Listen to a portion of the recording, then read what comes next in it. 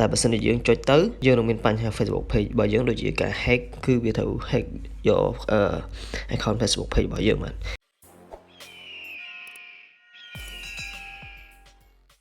បាទសួស្តីបងប្អូនអរគ្នាបាទនៅក្នុងវីដេអូមួយនេះគឺខ្ញុំនឹងចង់បង្ហាញទាក់ទងនឹងការផ្ញើ link ផ្ដេសផ្ដាសរបស់ពួកជនខិលខូចឬក៏ពួកដែលចង់ hack យក Facebook page របស់យើងមួយចំនួនបាទនេះគឺខ្ញុំជួបផ្ទះផ្ទាល់ប៉ុន្តែខ្ញុំអត់មានធ្វើការចុចទៅលើ link អស់ហ្នឹងទេបាទអញ្ចឹងកុំឲ្យខាត់ពេកយើងចូលទៅមើលទាំងអស់គ្នាតើវាផ្ញើមកបែបណានិយាយរួមពួកSaturday ឆាហ្នឹងយើងគួរតែប្រយ័ត្នបន្តិចតើតើនឹង link អស់ហ្នឹងអញ្ចឹងបើពុកម៉ែបងប្អូនឃើញបែបហ្នឹង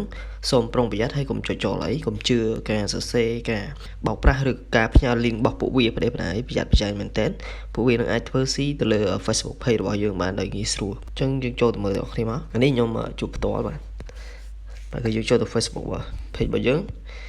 ចូលមកដល់កន្លែងនេះយើងអូសមកគឺយើងអូសឡើងលើមកឃើញវាផ្ញើប្រភេទជា notification មកបាទសូមចាំតិចបាទនេះកន្លែងនេះ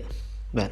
គេដាក់ថា protect your account នេះ1058 62 58 23នេះបាទចុចចូលមើលមកបាទនេះគឺពួកវាគឺសរសេរមកបែបហ្នឹងបាទវាមាន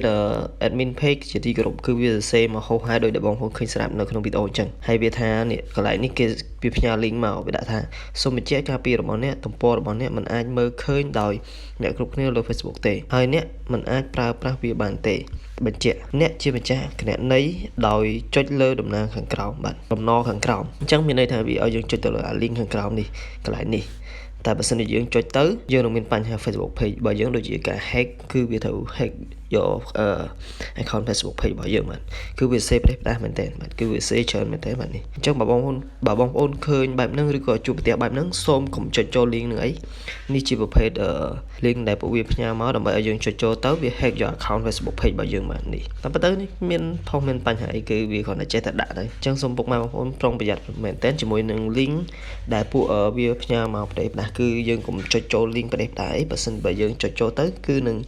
ត្រូវបានពួកវា hack យកអញ្ចឹងសូមពុកម៉ែបងប្អូនប្រយ័ត្នឲ្យមែនតើជាមួយនឹងតាក់ទងនឹងការផ្ញើ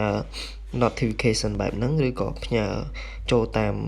link ផ្ញើចូលតាមឆាតាមអីផ្សេងប្រយ័ត្នមែនតើបាទហើយនៅពេលដែលយើងឃើញមាន link ផ្ដេសផ្ដាសឬក៏មាន page ណាដែលផ្ញើមកចឹងផ្ដេសផ្ដាសឬក៏ link ផ្ដេសផ្ដាសមកយើងអាចចូលទៅ report បាទនាំគ្នាចូលទៅ report ពួកវាទៅបាទតែយើងចុចទៅលើកន្លែងនេះ protect your account នេះយើងមើលមកយើងចុចទៅលើហ្នឹងអូខេនេះគឺយើងឃើញសញ្ញាចុច3យើងចុចកន្លែងមកដើម្បីចូល report វាបានកុំឲ្យវាញ៉ៃពេកហើយយើងយកនេះទី4នេះគឺ find support and report page យើង report មកចូលមកអូខេកន្លែងនេះយើងចង់ report ទៅលើចំណុចណាខ្លះយើងចុចមកបាទ file information សរស user មកបាទយើង submit មកស្អីយើង report មកអូខេយើង report ឲ្យច្រើនមកscam fake page អូខេយើងដាក់ scam fake page